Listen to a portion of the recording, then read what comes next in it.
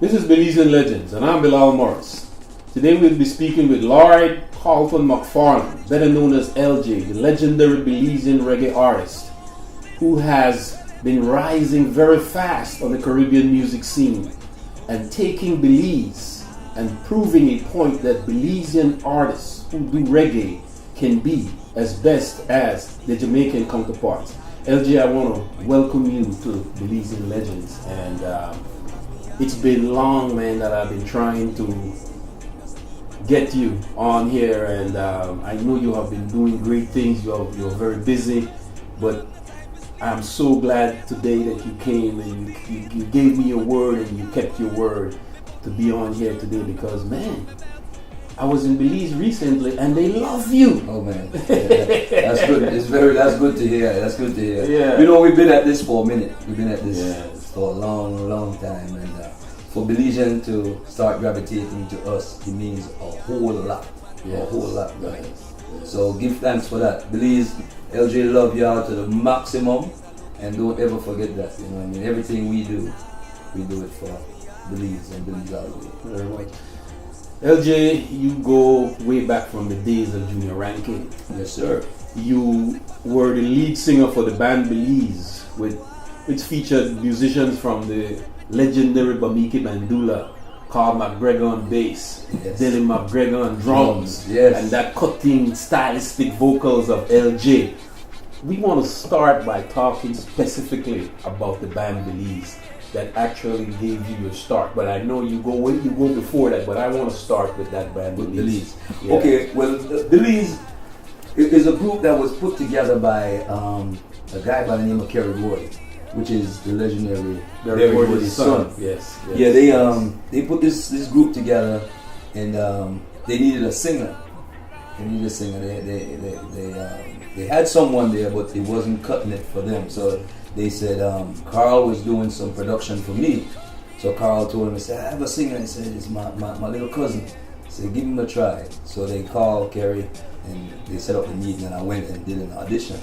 And they accepted me right away. Kerry said, yeah, so we start writing songs, and we record a song called, what was the first song we did? I Just Want to Let You Know. It was a ballad, but with a reggae flavor. Yes. And it was between me and Delhart McGregor, you know, Delhi, great vocalist again.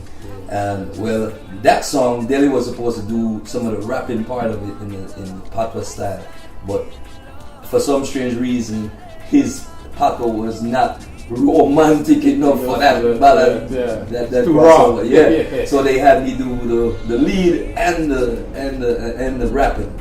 And that's the first single that we did, and it was magic, man. It was like a match made in heaven. Yes. All three of us, we gelled together properly. You know, it moved so fast with it that we did the team for the Real Stories of the Highway Patrol. Listen to that. Yeah, Hey. you know, like how the Inner Circles did Bad Boys, Boys, but we did the Real Stories of the Highway Patrol. You know, Wow. So it was some magical stuff, man. We shot the deal. The same group, Belize, shot the deal with Paisley Park, which is Prince, that passed away. Park, yeah. Yes, and he accepted us. He gave us a record deal. Wow. You know what I mean? Look at that, Belize. Yeah. So and we did an album on the Paisley Park, and then Paisley Park and Prince had a little falling out, and we shopped it to Warner Brothers, and they bought us out from Prince. So you know, we've been at this for a minute, under the radar, in the ears and eyes of the Belizean community. You know. And you know, Eljai, people see you and they see the finished product. Yeah. And me and the legendary Michael Hyde will always be talking about that. And as you gave that small synopsis of how your career started with the band Belize, and how much great things were coming out of that particular chemistry there, that genesis there. The band Belize was one of the greatest opportunities for a Belizean artist like yourself and Dylan McGregor, most definitely, to have made it really big by now. Would have been on the music scene, but you know what?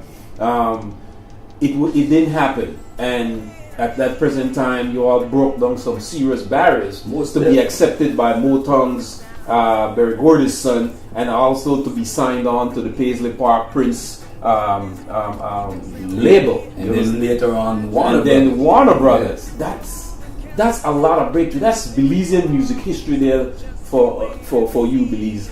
And the reason I called you in and asked you to share this incredible history with us because Belizean young aspiring artists do not understand that Belize has done some big things in the music scene. When you look at Belize music history, especially from the one and only Tony Wright, you see some big things that we have done. When you look at bands like The Web that came out of New York, when you look at bands like Bamike Bandula, when you look at bands like Nelson Diamond, yes, sir. They were doing big things for Belize music a long time ago. Musician, right? Crawford. Michael High was just reminding me that little Dave Diamond used to perform in the Playboy Club on King Street. Yes. He said before he even picked up a keyboard and was playing music, he used to go and watch Dave Diamond perform. Yes. Dave, that's what he sing. Yeah. So I'm like, that. Michael said that was a little Michael Jackson. Yes, he was. So, that was a Belizean Michael Jackson. He was. He had a song that he used to sing. I think it was "When I Need Love." I don't know the name of the artist that did that, but it's "When I Need Love, Hold Out." Remember that song? Yes. That's Dave Diamond. Dave He used to Diamond. be old, man. He used to kill Yeah. that. So and if that could come from you, LJ, Yeah. who was coming up at that very time, and you remember Dave, then Dave was really up there. Yes, he had an impact on me as a young artist. As a matter of fact, Dave was one of the guys that I see on stage in Belize that really say but I say to myself, okay, I'll take on the singing thing a little bit more strong. He inspired you. Yeah, because he had that voice. Very, very, very much. Talk about your beginning when you started out here. Give our listening or viewership our understanding of when you started, when you migrated out of Belize. How did it all start for you? Okay, well, I came to the U.S. When I was 18 and a half, going on 19. And when I came out here, I linked up with some friends that was doing this reggae. They had a live reggae band called the Dominators. And they wanted a lead singer.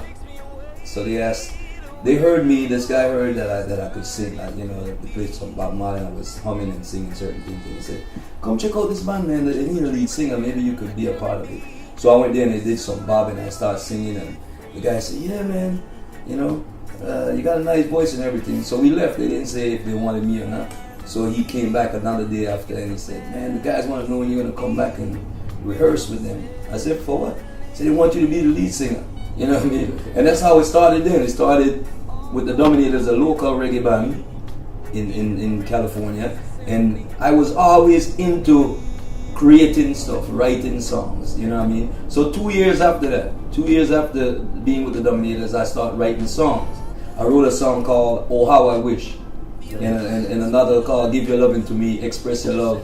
And there was one more, I forgot the other song, but Carl McGregor, which I knew from Belize, with the Bamike Bandula and Dickie Strong, Michael Hyde, the whole group. Carl had a studio. Carl was doing some production here in the US. And I went to Carl and I said, I got this song, I want you to listen to it. And it was Oh How I Wish, and he put some melodies around it, instrumental vibes, and we came up with this love ballad. And that's where we went from there. We wrote that one song and we did an EP called, the EP was called Give Your Loving to Me. And that's when they knew that, okay, I sent it down to Creme after we pressed it up. Sent it down to Creme, and Creme started playing it, and then they knew that, okay, well, we have a Belizean out there that is doing this R&B. And at that time you were known as Junior Rankin. Yeah. Not Belize, he used to be known as Junior Rankin. Yes. Yes, tell us more about the Junior Rankin days. That's the Junior Rankin days, So that's how we started off. And Junior Rankin was there for a long time. Junior Rankin was there for years and years. And the reason for the name change was that we had stopped, I came out the business. I stopped doing music. After we separated, the Belize group separated, I got discouraged and I said, no, I'm going to leave music alone. And then when I came back to do music, there was an artist with the same title that I had, Junior Rankin. So the guy that produced my album, I came back not as an R&B artist, but as a reggae artist. So I started doing reggae, a reggae project, and the name of the album was The Rebirth. Yes. I think you know Standing about album. Yes, I did a review of that yes, album. you sure did. Yes. And the Outstanding Rebirth, album. the Rebirth had a name. The Rebirth was, I gave it that name because of the genre that I changed off into. Is more reggae now. Yeah. And then also I had to change my name because then if I put it out on the junior ranking, then the other artists would have gotten the recognition. Yes. So we decided to come up with a name. And I said, well, we're not going to pick no hard name. We'll come up with an easy name. Yeah. So as I'm Lloyd Jr., so I said, let's do Eljai.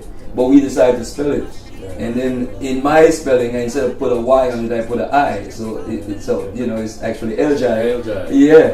And it has a meaning. Yeah, and that's how the Belizeans in Belize say. They Yeah, say Eljai. Yeah, Eljai. Yeah. And they're not saying it wrong. Yeah, and it was very impressive to see Belizeans 25, 26 to 30 being able to, who are deeply influenced by the latest popcorns and all of them coming out, that they were embracing you like that, man, because it was for me, as I had wrote in Tony Wright's review on his book, that it was a growth in musical appreciation, because we've been giving our young Belizean generation down there a lot of hard time when we're saying that they're embracing too much Jamaican artists and they are not embracing their own. Wow. But Eljai, you made a significant point in that you made a significant point to say that it is not that our young generation of Belizeans don't want to embrace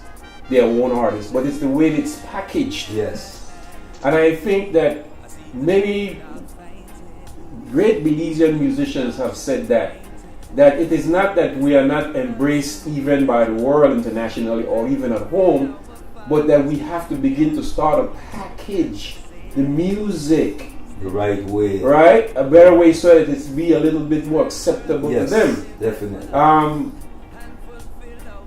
Talk about that performance that you and Michael Hyde did in Belize that I think opened up that new generation to the Eljai. Wow. To this Belizean artist that is out of the diaspora, but nevertheless was Belize still and was embracing it. I never forget people talking about that concert, that show. Yes. Talk about that. Bro, well, that show, the Belize City Council had contacted us and wanted a Belizean to come in and headline, and they say they want Eljai.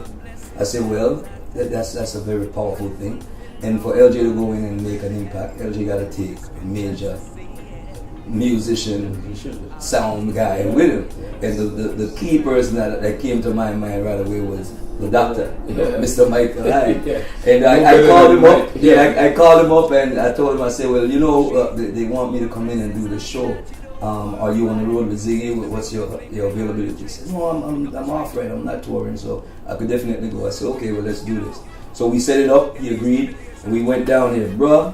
From we got at the airport, the love that we got from the country was overwhelming. You know what I mean? The airport was great. Now the show, the actual show. The people, I don't know, it's because I think they didn't expect that we could bring that level of performance and that sound. They were at the amazing. same time Kimani Mali was there, right? Yeah. So you all were inside of a big time Jamaican artist that was there at the same time. Yeah, Kimani was the next night and we were the Friday and they were the Saturday, something like that. Saturday and they were the Sunday. However it went. But they came out in their thousands. Belizean came out in their thousands, bro, and it was awesome. After we finished the show, they didn't want to leave. They didn't want to leave. Yes. You had to do did you do a couple encores? Well, I gave them 2 hours performance. Wow. Yeah, we performed for 2 hours. And still they want more. 2 hours performance. And I had to get police escort to take me back to the hotel. Wow. And they kept Michael and them. Yeah. And they talked about how he pictures. was taking all over the place. Yes, pictures and the Grammy Award Belize with him. Yes. It was awesome, bro. It was awesome. So it was great, and it's just I'm happy when the love that we have gotten from them. it make me realize that, okay, if we package our thing the right way, there is love, there is support. You know what I mean? So if any artist, up and coming or whoever, if you really want to be loved by anyone, you gotta give the package. You gotta package it the right way. You gotta give it from within. You know what I mean? Make it sound the way it's supposed to sound. And provocativeness does not really make it, honestly. You know what I mean? Because Eljai is not a provocative artist. Very much so. You know what I mean? I sing some. Yeah. My song could be played in the churches. It's global. Grandma, grandpa, yes. You are a world beat artist. I mean, your music can be played anywhere and everywhere, and it's being accepted by everybody. Yeah, so but that was very impressive, though, Eljai. When I see Belize embraced you, because it's a new generation there that you have to educate them about that music of the past. And it's not their fault that you find. I remember asking Mr. Peters. I said, Peters, Mr. Pete, who want to take on this music when you come in? Mm-hmm. And he reeled up to me, boy. He said, I don't know. He said, because all they want, the young generation one, they just want to play that and then bad song. That was his exact quote. Yes. You know, but Mr. Pete would be happy to know that Eljai is rising and is filling in that gap in terms of good, constructive Belizean music, and that young generation is embracing it. Yes. He was a little upset that nobody was learning to play the brock down, because the question was, who gonna pick this music up and carry it on? Carry it on. But we will.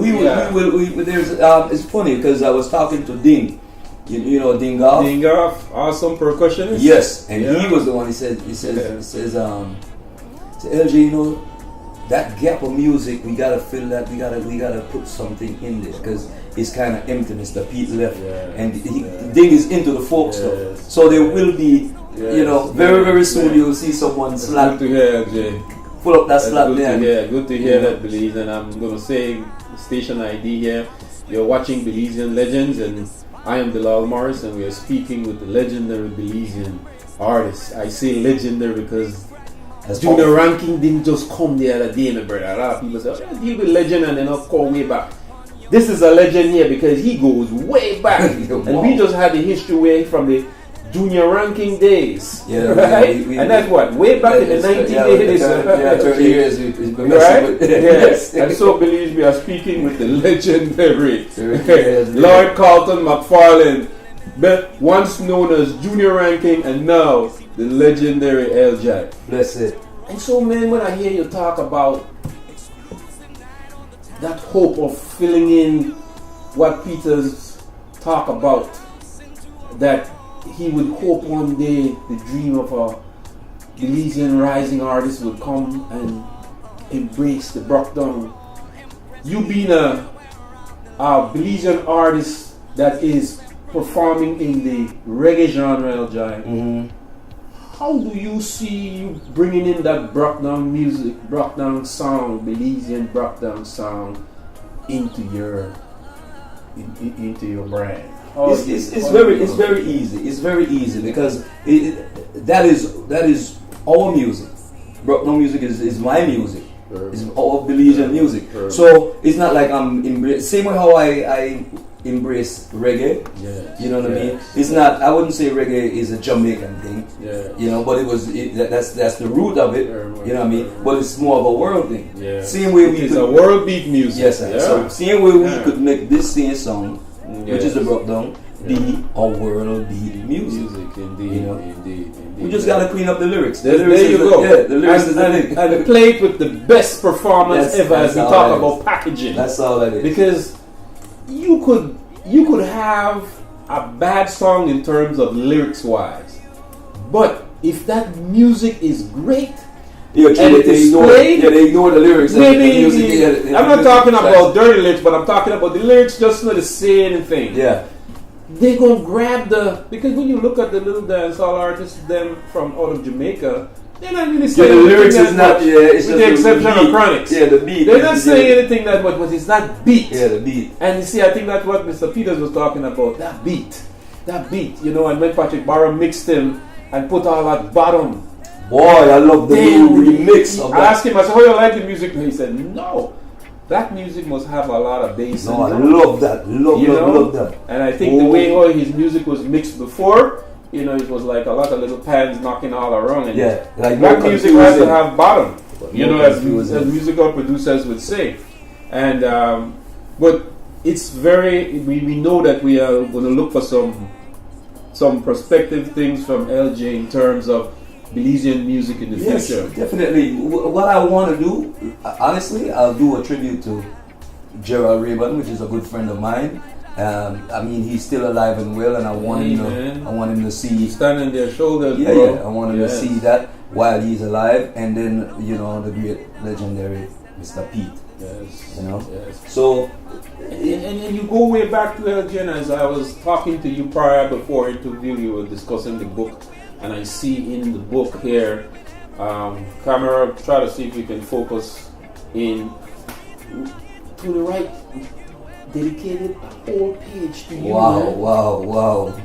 Well, Mr. Tony Wright, he always gives me a lot of love, Tony Wright dedicated. I read this book in one read. When I got it on my hands, and I put it in my hands, I started to read. It's long overdue.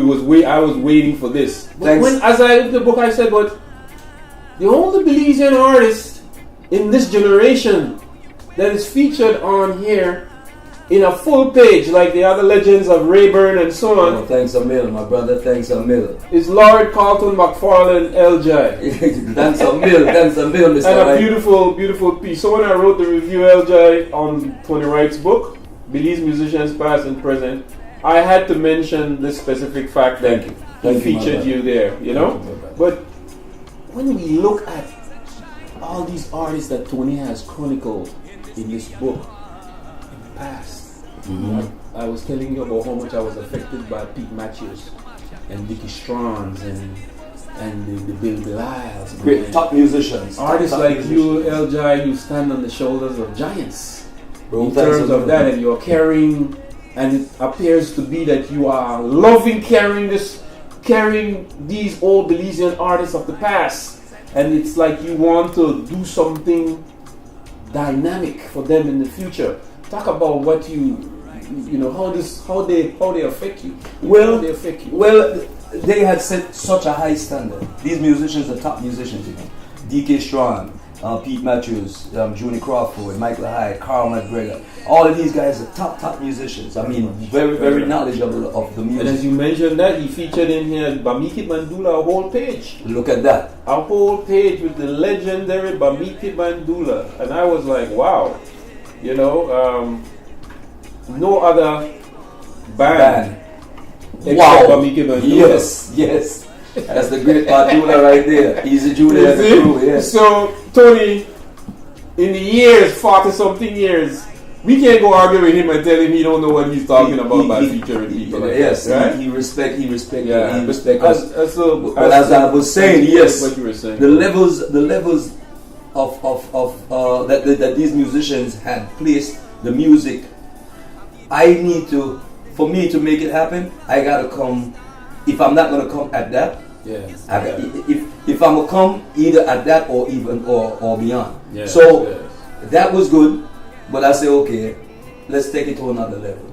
So I go back to these same musicians, like Michael Hyde and Carl McGregor and Del Hart, and I say, okay, let's compile the knowledge that we have over the years and let's make something great. I had the great opportunity to go to the African continent and Nigeria. That was last year. I'm going back again next month to perform at the African Reach Reggae. But it's funny that you said that because for some strange reason in Africa, the system is so divided that the poverty level is like 85% poverty, and the place has so much wealth and 15% rich. You know what I mean? I don't understand. So much corruption, mismanagement. So it's some selfishness that needs to be politics. It needs to be cleared up and sweep out. Politics is messing up the country, as all over the world. But it indeed, so and as you're standing on the giants in terms of the reggae genre itself that you perform in, and it is the first time we can say, and I can say, that a Belizean artist has made it at the level that you have made it in the reggae music. Thank It you. is the first time. I cannot, if anybody can bring one to me that have made it, I know Bamiki Badula made it as a band that was opening up for Burning Spear. Yeah. But there has not been a Belizean solo artist like you that has made it to the level that you have made it already, and already been embraced by Jamaican by Jamaican audiences itself and world audiences, because you perform around the world. We travel the world. And that is historic, and that needs to go into the Belizean history books, that Eljai is an artist from Belize that has made it tremendously big, like Lucky Dube made it big from South Africa. Yes. We also have our own Belizean Eljai that is burning up right now. Yes. Like I call it Eljai Rising. Yes, you know, yes. What has been the comments to you from other artists, particularly Jamaicans, about your performing in the reggae genre? Oh man, I'm very loved. I'm very loved by Jamaican artists. As a matter of fact, most of my production have been done in Jamaica. You know, like the legendary Dean Fraser. Yes. He produced a lot of my album. Bowie is Stephen Marley's musical director. He produces, as a matter of fact, he's the key producer of my album. Shows in Jamaica called like the Rebel Salute. That's one of the biggest shows that Jamaica produces. Yes. You know, it's every reggae promoter from around the world goes to Rebel Salute to see, okay, which is the artist that they'll bring out to Germany, France, Italy, wherever. So they goes to that. As a matter of fact, we're looking at performing again January 2017. So we should be back on that show. Yeah. You know, we're going to Nigeria in November. We leave the 14th of November for Nigeria. We go to London, we go to Germany, we go to Amsterdam, we go to Italy, and then we come back to California. Wonderful. Yeah. That's what you would call a real world tour right there. Yeah.